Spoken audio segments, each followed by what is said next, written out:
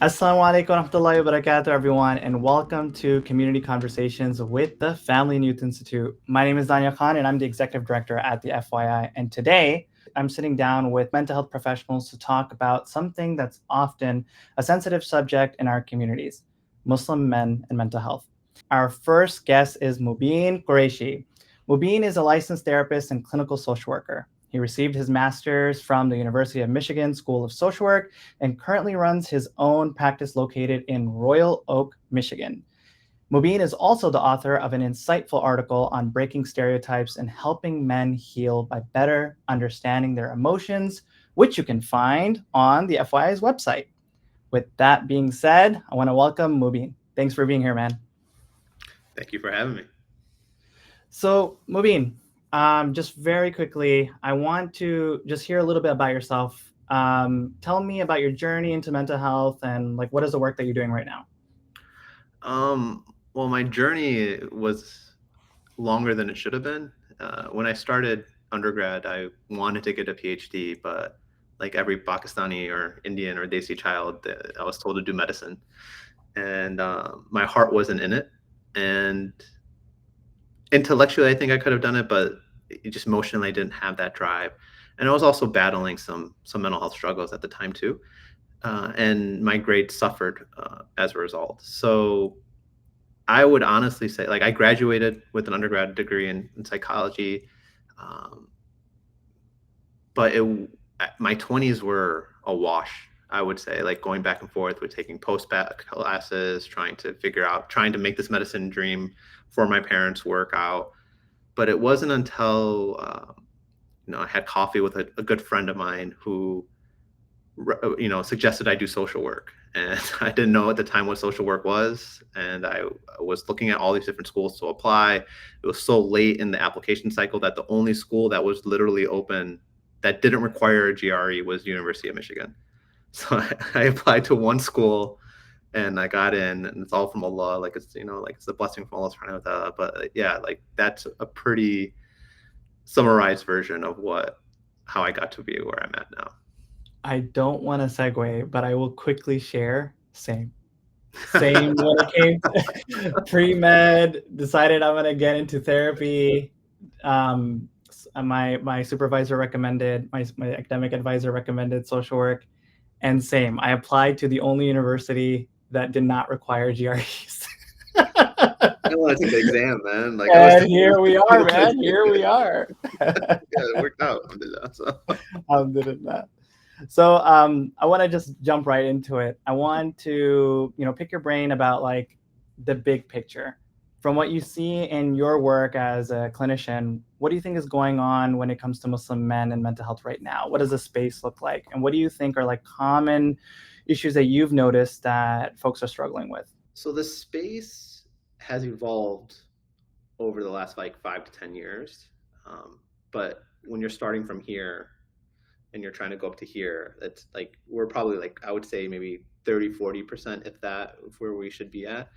And what I mean is that, yes, more men are wanting and willing to go for therapy, but one, I don't think it's where it should be, but two, I don't think there's a lot of qualified Muslim men therapists out there. It's I'm definitely a unicorn. Like even in my grad school, like the male to female ratio was like every male student there was 7 female students.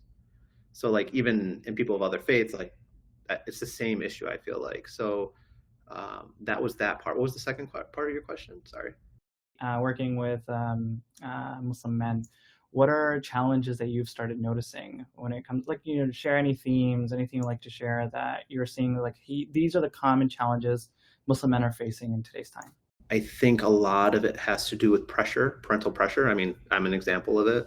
Like, I mean, not that my parents were horrible people. Like, there's a lot of pressure that parents put on their kids, and I would wonder how realistic some of the expectations that they have for their children are.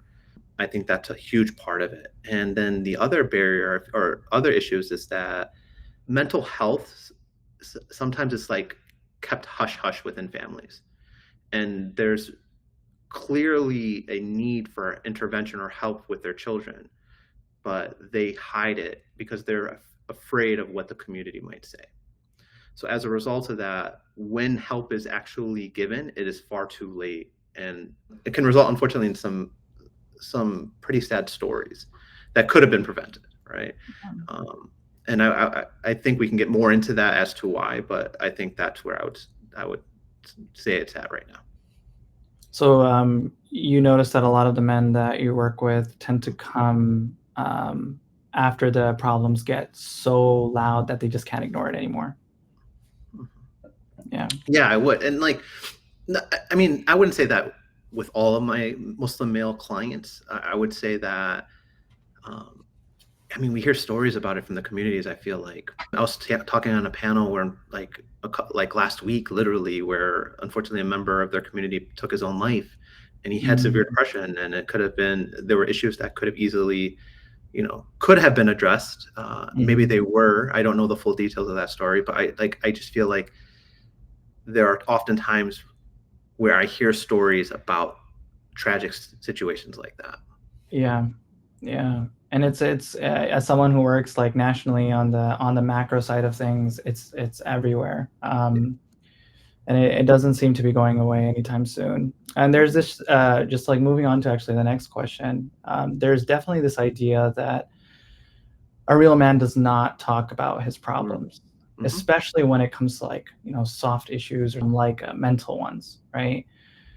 What are your thoughts on that when you know that that seems to be what the general consensus seems to be, right? When it comes to Muslims and Muslim men in the community, how would you respond to that? What would you say to that?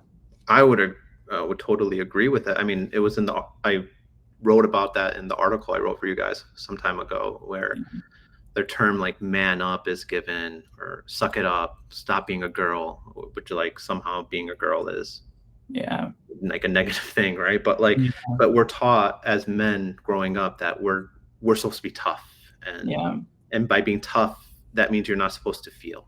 yeah, And what often transpires, and again, this is in the article, but what often transpires is that men have higher rates of mental health issues with anxiety or depression compared to women. They have higher suicidal ideations. They have higher drug and alcohol usage. And why that might happen is that women are often more encouraged to talk about their feelings with their friends or with their families, or or even seek therapy, whereas men are told to be like, are told what was mentioned earlier. yeah. I want you to imagine someone who's listening to this right now is someone who believes that, you know what, these are not real issues. Like these are my mental health issues are not real enough for me to seek help. What would be your response to someone who has that frame of thinking? I mean, you're perfectly entitled to feel that way. I would say that, but I would also say that, I would pay attention to it for a period of time. And if you notice that you're feeling off more than you're not, then maybe it's not the way you perceive it to be. And maybe you should at least explore understanding what you're feeling on your own. And if you feel like that's too much, then that's pretty clear as to you might need some help in that regard. Yeah, I like that. Pay attention to what you're going through. And what was the last part? And then if you can try to resolve it on your own, do it. But if you can't, then I think it's pretty telling as to, yeah, you might need to talk to someone. Yeah, yeah. No, that's very important. I'm going to segue to another one. Um, Why do you think mental health is still such a taboo topic for men? Especially now that there's all these resources out there, there's all these organizations, Muslim, but even non-Muslim, right? All these organizations out there doing great work, all these resources that are out there. But despite that, it still seems to be a big taboo, especially when it comes to the Muslim communities. It was interesting. Literally today, I was having a session with one of my clients, and he was talking to me about issues he's having with his son. And he's like, back in the day, men, my dads were never present, and they were, they came home, they went to work, they came home, food was on the table, and this is what happens, and like, like that's how it was, and I turned out okay. And I'm like, but his wife was also in the session with us, and she's like, yeah, but you're in therapy right now. Yeah, And like, I feel like, and I responded to him by saying that, look at all the issues that are going on in our communities today. I can't speak of where you are at, but like in Michigan, like there are issues within Muslim majority areas, and they are prevalent issues. They aren't minor things. We're talking about domestic violence. We're talking about infidelity. We're talking about drug use, pornography addiction, vaping, all of these types of things that are occurring within our communities. And so when we're talking about men and you're talking about why isn't it addressed, I do think that there is a fear of judgment. Like if I come out and say like, how many like AA groups or narcotic anonymous or alcoholic anonymous or narcotic anonymous groups are there within mosques?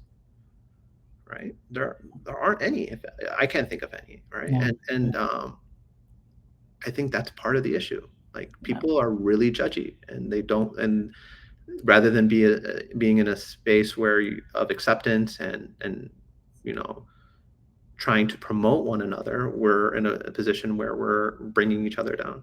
Yeah. Mubeen, I think I served 4 years in the masjid space just to like really understand what was going on in our primary spaces, right? And I have companions, friends, extended family who do struggle with different kinds of addictions and stuff like that. And it was someone who was near and dear to me who said exactly that, right? He was going through like AA, and it was really helpful for him. And he's like, Daniel, I love you, man, but why can't this exist in the Muslim space, right? Like I was the only person who he knew in a leadership capacity in the Muslim space, so he felt comfortable enough to talk to me about it. And he's like, you know what? I see the sense of community. I see this. I see the power of healing that comes from a sense of community. But I don't feel that in the Muslim community. I don't feel like I can go to any figure of authority, whether it's healing or someone who's a healer, like an imam or a mental health practitioner, or like you have these community clinics that make things more affordable. It's like I just don't feel comfortable going. I feel like I'm going to be judged. My business is going to be out there. So a lot of people do choose to, unfortunately, keep it in. It's a big barrier for sure. Right. And like I do feel that I think not all masajids, I don't want to make it like a general thing, Yeah. but there needs to be more acceptance for where people are at rather than expecting where they need to be at.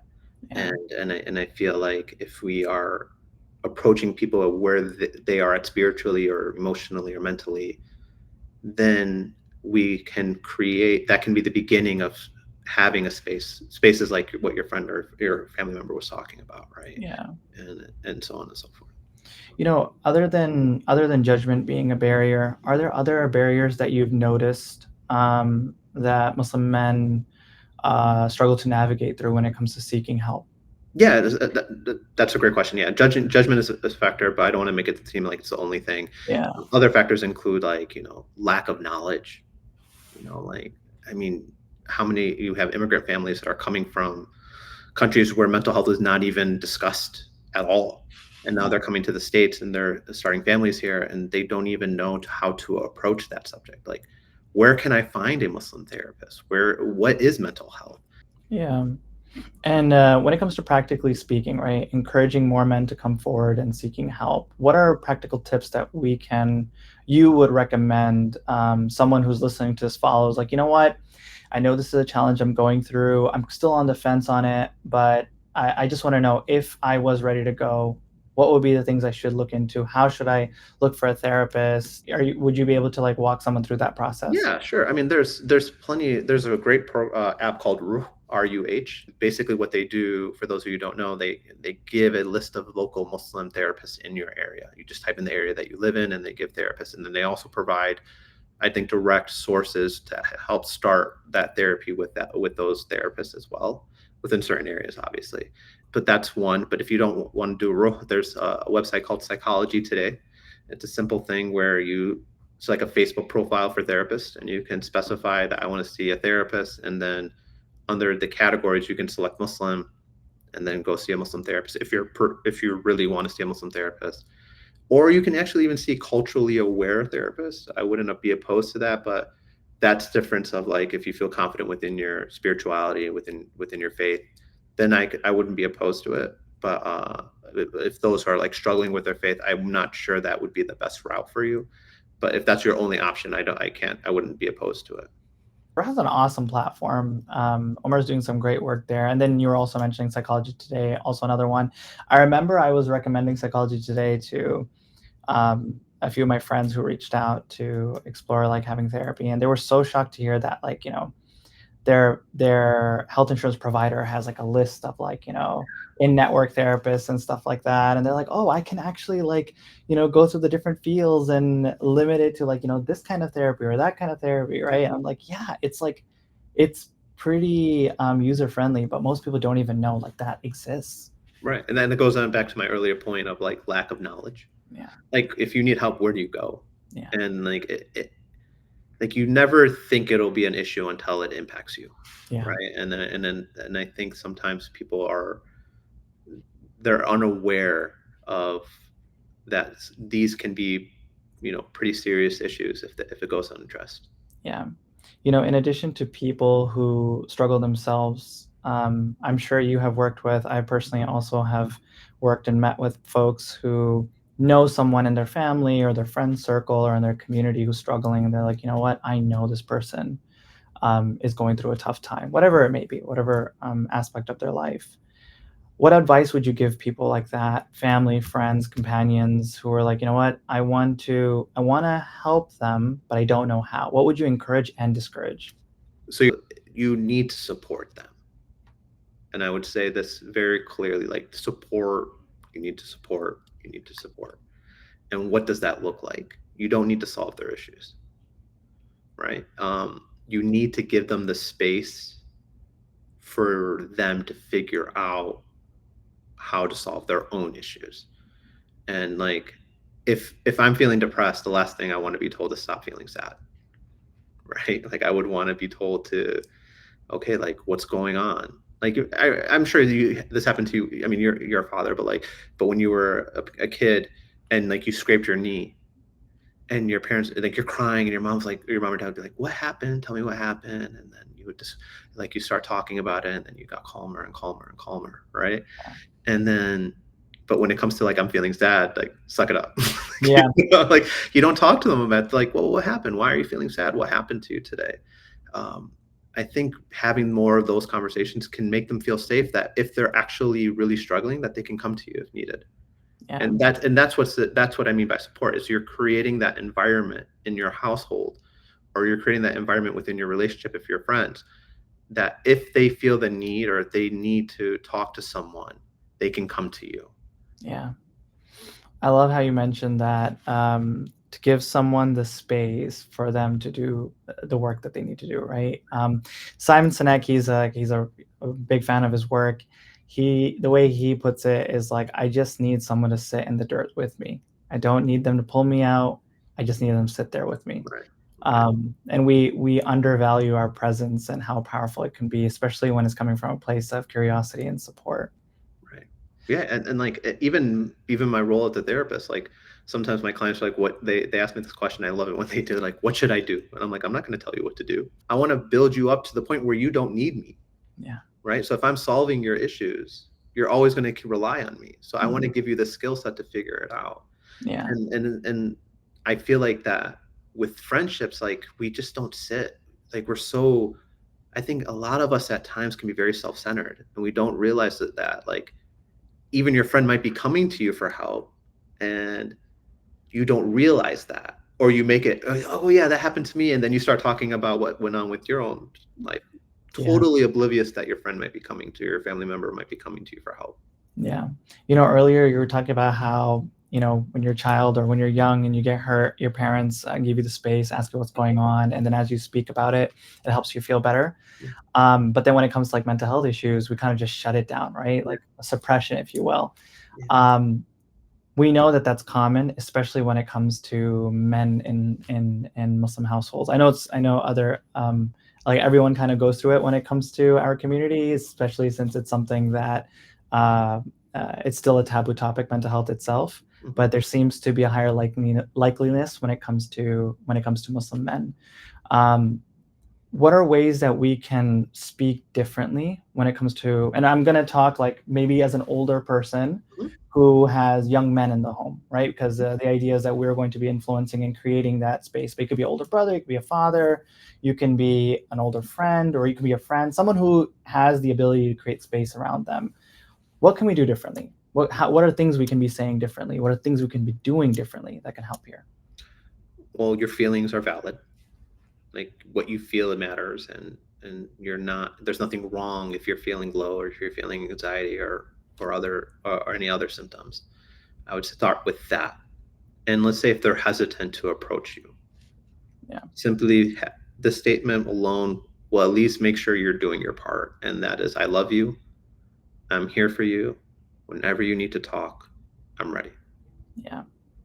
On that note, really quickly, um, I'm the guy in my friend group that always says, I love you, bro. Right. Mhm. And it was funny because like in the beginning, especially when I moved to a new area, I moved quite a bit. Yeah, I know. Yeah, there's I remember. people like usually have like a weird response to it, right? But Yeah. I started noticing the more times you do it, the more likely people are able to reciprocate.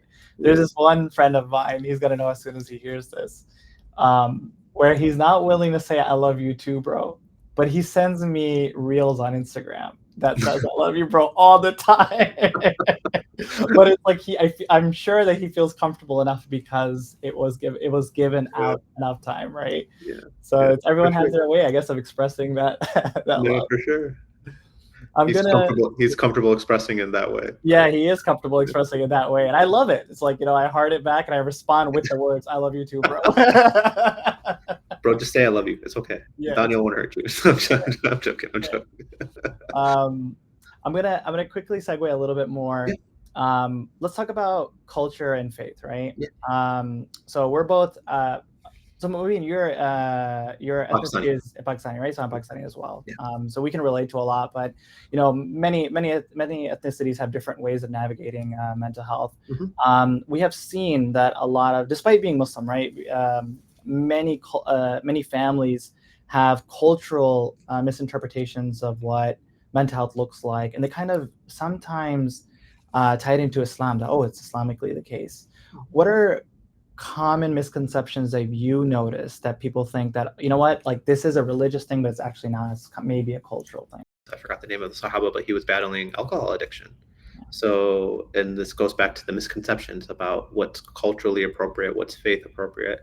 And he was receiving his punishment. Like he would get drunk, he would receive the lashes. You get drunk, he'd receive the lashes. And then one time, one of the Sahaba said to the person who had alcohol issues, like, "You're not even a Muslim." All right. And what did Prophet Muhammad say? Like, who are you to say that?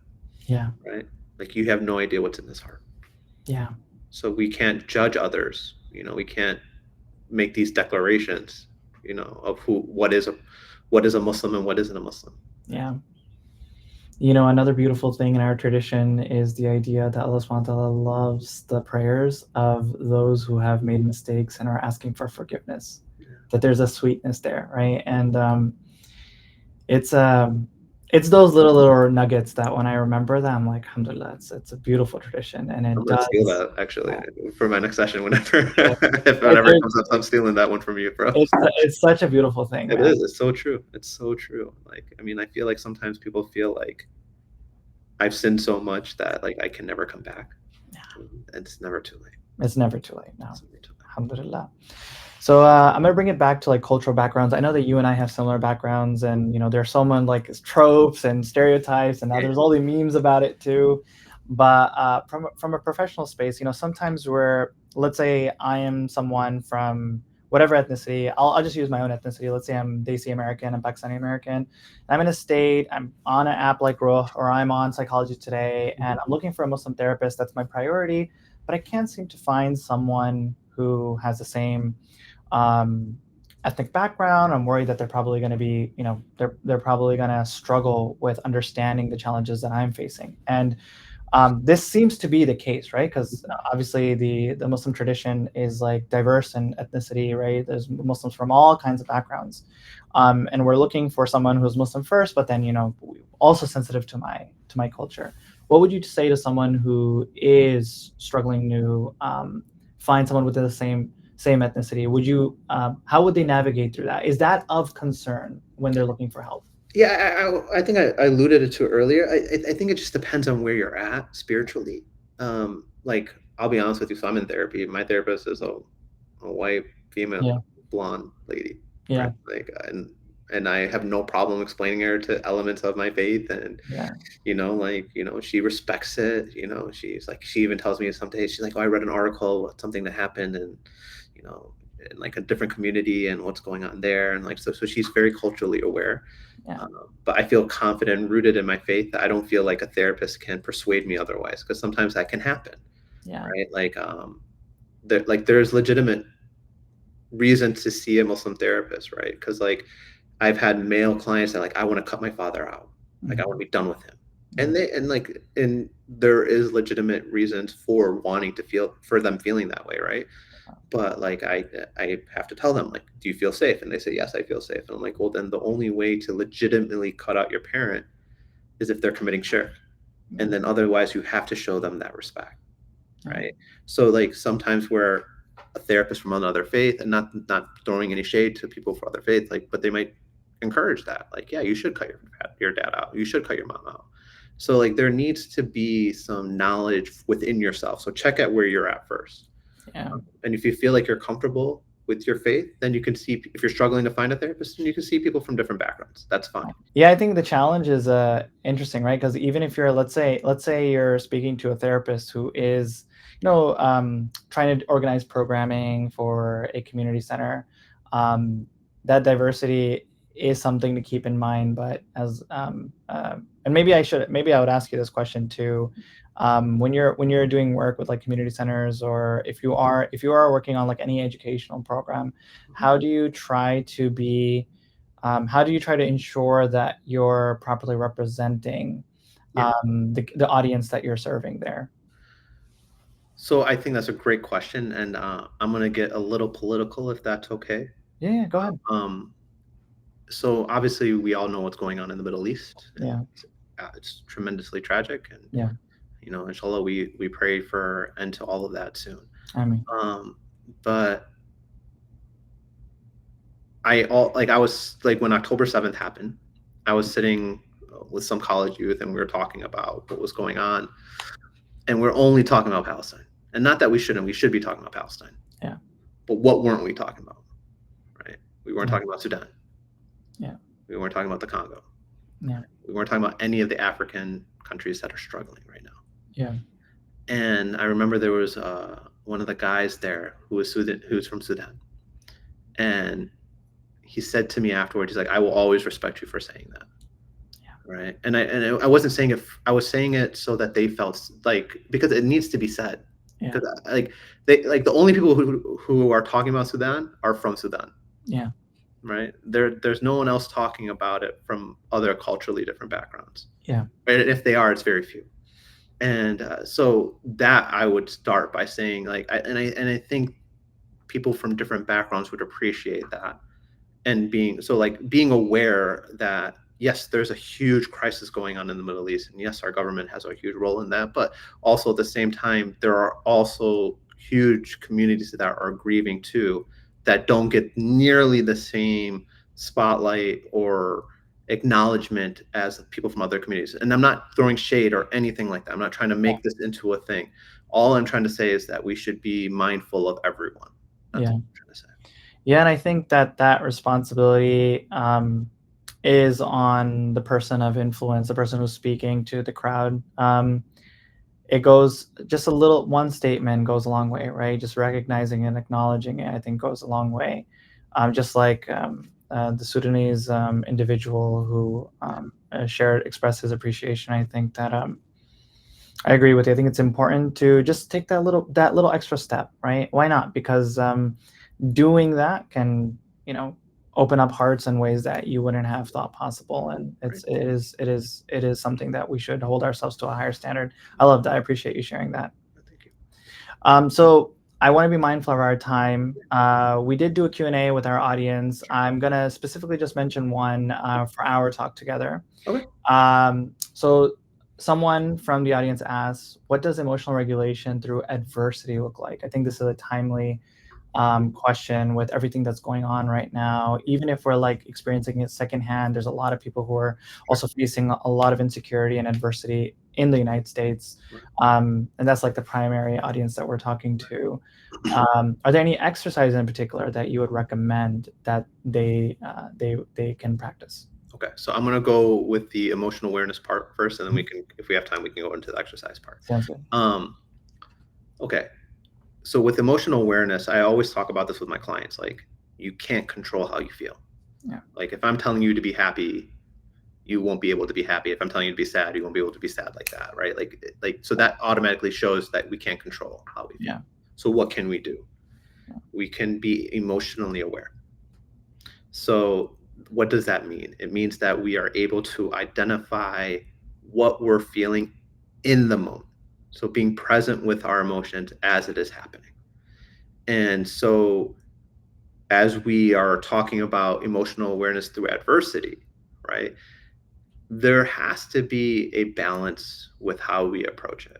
Like, I remember when going back to what was going on in the Middle East and Gaza, like, I felt like the only way I could cope or support like my fellow Muslim brothers and sisters was to constantly scroll through Twitter and Instagram and seeing all the images and relive. Like, I will never, dude, like, I'm comfortable. I'm living in a very comfortable area, but like, I like those images never leave my mind. Yeah. Right. And I can't imagine what they're going through. So I thought that was the only way to cope with it. Yeah. But it comes with balance. Yeah. Right. So like, you can see, if you see the images, Omar Suleiman said, like, take a moment, make dua for them, recite some dhikr, read some Quran for them. So that's what I try to do. Right. But if I feel like it's too much, I take a break. Yeah. So that's one part.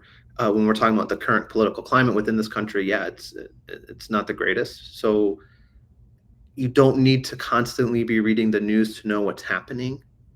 You kind of I remember I adopted this approach during COVID, was that I didn't really need to read about every single death that was happening in COVID. Not that, like, I'm not trying to minimize. What I'm trying to do is create a healthy balance. Yeah. Is that I would read a headline, get the gist of it, and move on with my day, right?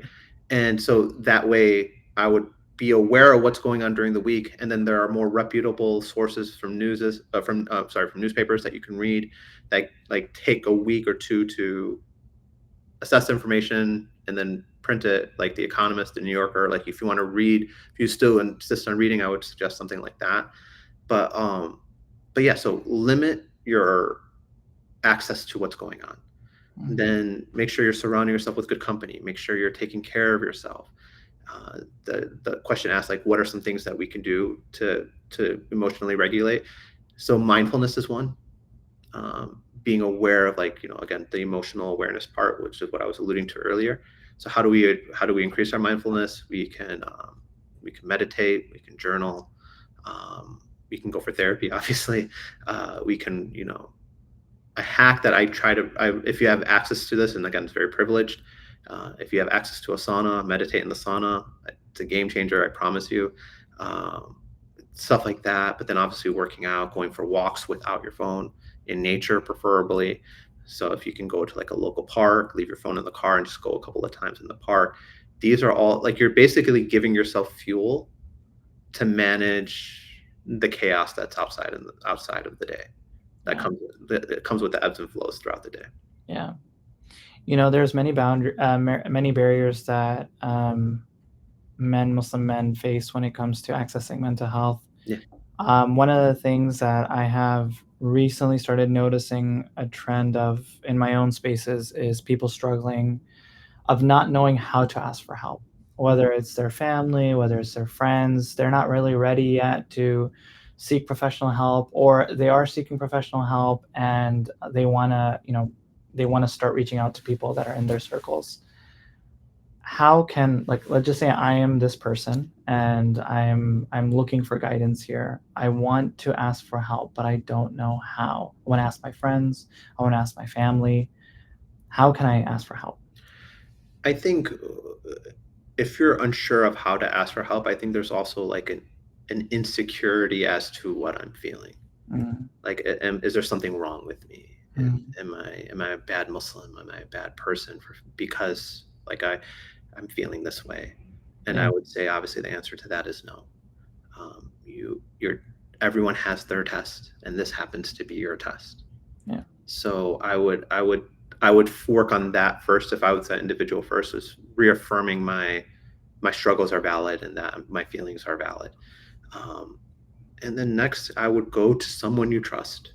It doesn't have to be an imam. It doesn't have to be, like a parent. Like if you don't feel comfortable talking to those individuals, that's fine. Like I mean, hopefully, inshallah, you have a good rapport with your with your parents and with your local imams. But if you don't feel that that's safe, if you have a youth director at your mosque, go to them. If you have people, there's a lot of massages that have mentorship programs. Maybe you could talk to one of those individuals. But also, like, if you feel like you really need help, then go through the means that we were talking about before with Ruh Yeah. Psychology Today. Talk to your local physician. Even if you have a school counselor, talk to you if you're in school. Some schools offer free counseling if you don't have insurance. There's some programs here in Michigan that offer that. So like there are a variety of sources that you can find Yeah. and benefit from. This is probably a silly question, but I feel the need to ask it while you were sharing like the different ways. How do I know if I can trust someone? Like, because That's not a silly question at all, by the way. there was this, I've actually been in this position where people have asked me that, and I've struggled to give them an answer at times, right? I'm curious to hear what your take is on that. Like, if I am like, you know what, there are people who I feel like I can trust, but I'm not sure. What are things I should be looking out for? Is like, you know what, I feel like this person can create that space that we were alluding to earlier, right? That Yeah. I can actually talk to.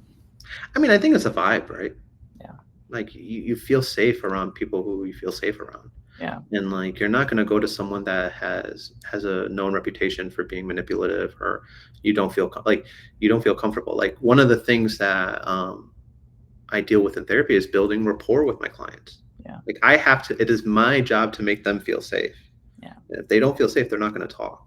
Yeah. So I genuinely feel like within yourself, like who you can talk to and who you can't. And if you're like, well, there's no one, and I'm wondering, one, if they're just using that as a deflection, but also like, it's a valid question. Don't get me wrong, it's a completely valid question. But I would answer like, you're not gonna you're going to someone with like a deep struggle that you're battling with. You're not going to go to a random person on the street. You're going to go to someone you trust. So that's how you know who you trust and you know who you don't. Yeah. And if you have friends that you don't trust, then maybe you need to reevaluate your friends. Yeah.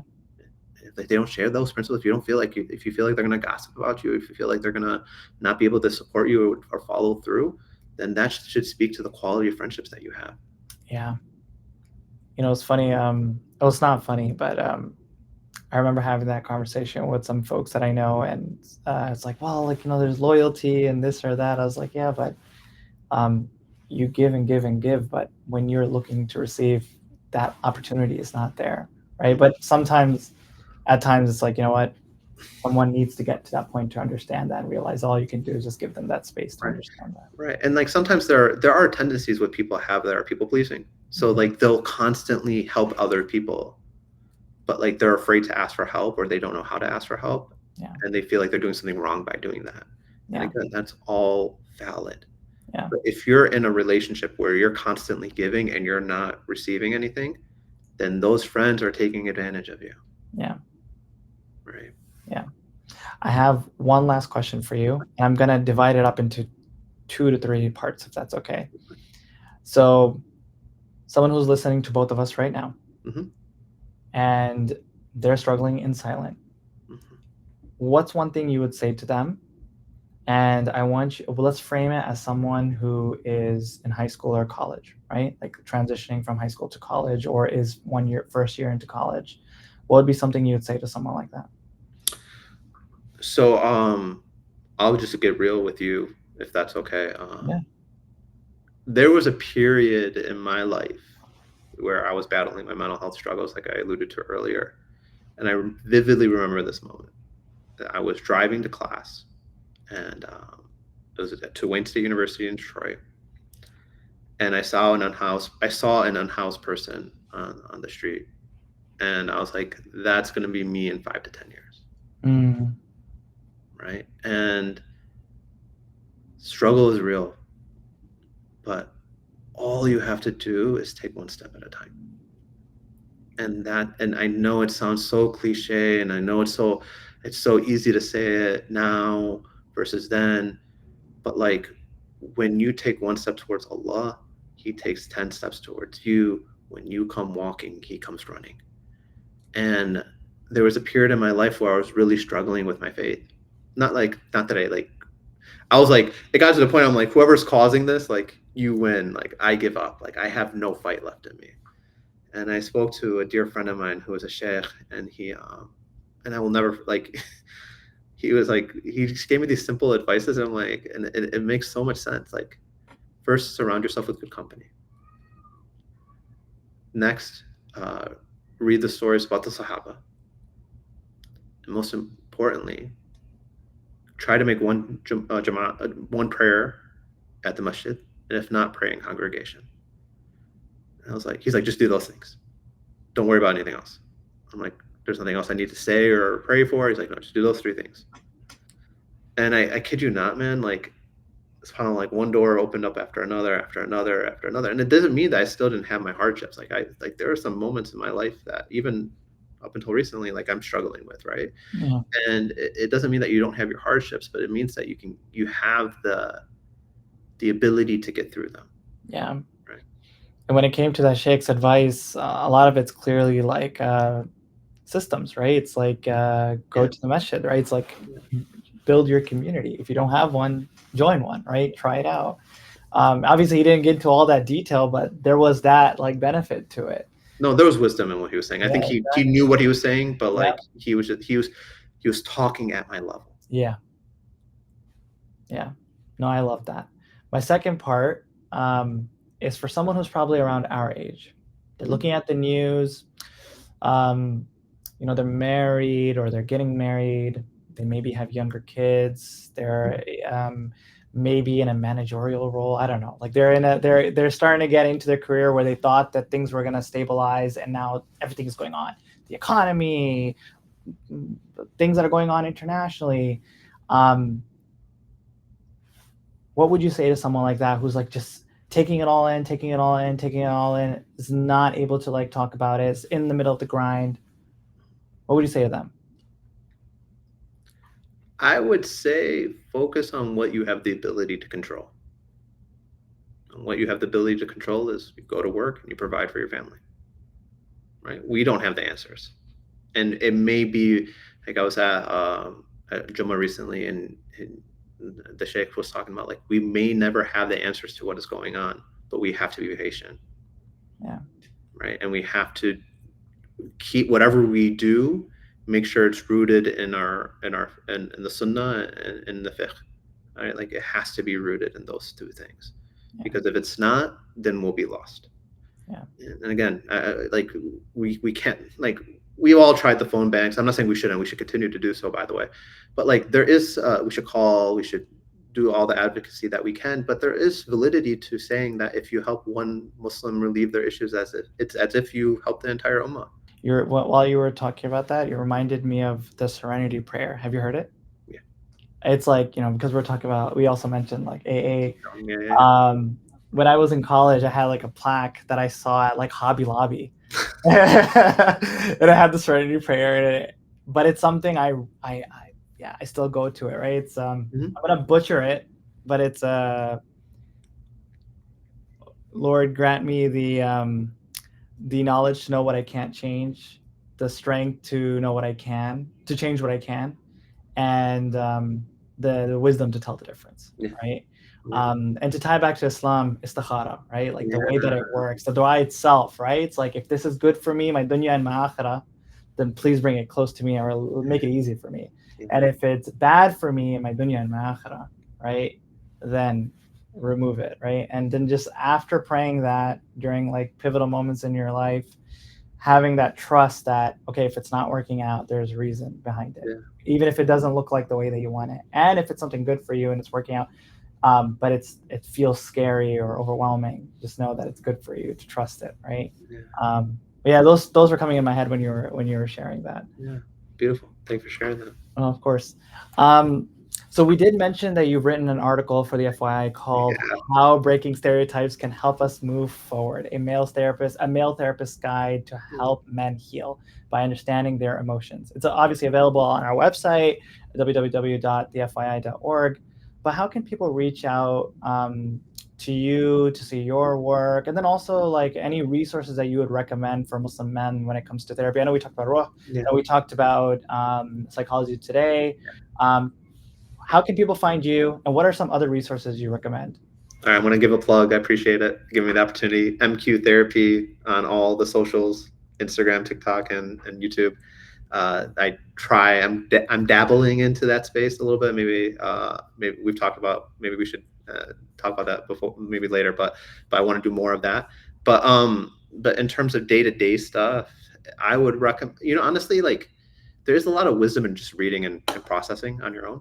So spirituality, faith-based, faith aside, therapy aside, a couple of books I would recommend is Dopamine Nation. I forgot the author's name, but it's written by a Stanford professor. There's Atomic Habits by James Clear. I would recommend, and then I would say 4,000 Weeks by Oliver Berkman. Those are I would those three books I would highly recommend. Um, Dopamine Nation if you're looking to gain more knowledge on addiction issues. Atomic Habits if you're looking at to start building healthier habits, and then 4,000 Weeks if you're looking for like realistic time management skills. Yeah, I haven't heard of Dopamine Nation. I'm excited to read that one. Yeah, I have that read it. was an old book. That's an older book. A lot of the stuff is she talks about is she puts it in a way for us to understand in layman's terms, but it's definitely very helpful for me. Oh, this is awesome. I'm gonna take a look at it, and then I'll let you know what I think once And I I'm done appreciate it. I reading. hope I'll take you up on that. I'll follow up with you on that. Mubeen, it was a pleasure. This is a much needed conversation when it comes to Muslim men and the challenges that we face. I really appreciate your time. Looking forward to continuing to work with you and to hopefully have you again on on the FYI platform. I would love that.